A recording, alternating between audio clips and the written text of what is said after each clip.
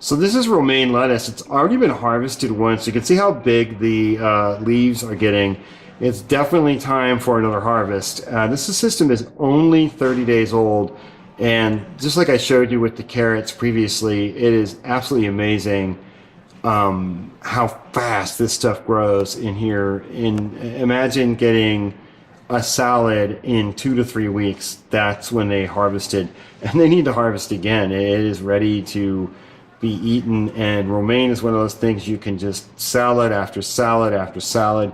If you want to have a salad system based with tomatoes, different salads like arugula, radishes, cucumbers, you can do that with this system and have just salads that are beautiful with your own naturally harvested, fully organic, doesn't need any pesticides VFM system.